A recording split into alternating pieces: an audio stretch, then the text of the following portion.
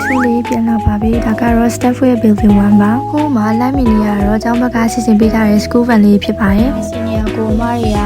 ဒီ Stafford campus ကိုလိုက်ပို့ရပါတော့ခိုရာရိုလိုငားလွာထီကိုတလေကမတုံးခိုင်းနေပဲခြေချင်းတလေကနေတက်ခိုင်းတော့လူတွေအကုန်လုံးမောပြီးတော့လိုက်ပြတာကြီးလဲကြည့်ရကြည့်ပေမဲ့လည်းမကြည့်လိုက်ရသူပဲခံစားရပါတယ်အရင်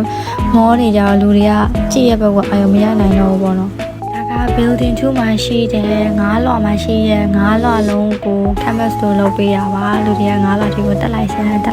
နဲ့ရှောက်ကြည့်နေရပါတယ်ဒါတက်ဖို့ရဲ့ကောင်းတဲ့ချက်ကကြတော့သူကနိုင်ငံပေါင်းစုံရဲ့အကြောင်းသားတွေရှိရဆိုတော့ကိုယ်ကျွမ်းတဲ့ international environment ရပါတယ်building 2မှာအကုန်လုံးကြည့်ပြီးတော့လူတွေလည်းတော်တော်ဖက်ဖက်မောသွားပါပြီဒါကတော့နောက်ထပ် building A ကိုသွားနေရမှာဖြစ်ပါတယ် building A ရဲ့ library ပါ library လေးကအရန်တန့်ပြီးတော့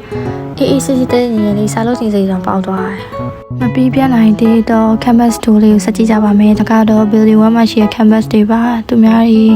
ကတော့အမှကြည့်ကြပါတယ်။ကျွန်တော်တို့အနောက်မှာရှိတော့မတတ်နိုင်တော့ဒါကတော့သူတို့ကျောင်းမှာရှိတဲ့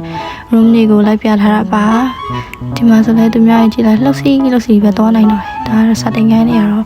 ကျဲလဲကျဲရဲ့မိုင်လဲမိုက်ပါရဲ့။သူများတွေရောစာတင်နေရပါတယ်ကိုရီးယားရှောက်ကြည့်။ကိစ္စဝိစ္စအကုန်ပြီးပြီဆိုတော့ခုတော့အိမ်ပြန်ရပါတော့မယ်။နောက်ဆုံးတော့ကားပေါ်ရောက်ရှိပါပြီကားပေါ်မှာလည်းကိုရီမြန်မာရေးပဲဆိုတော့မြန်မာလိုပြောလိုက်ရေးလိုက်ဟိုကပြောလိုက်တရားပြောလိုက်နဲ့တလန်းလုံးခွေပြီးတော့လိုက်လာကြတာပေါ့နော်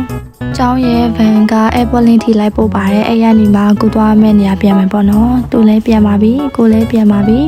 အားလုံးပဲ bye bye ပါ see you in the next video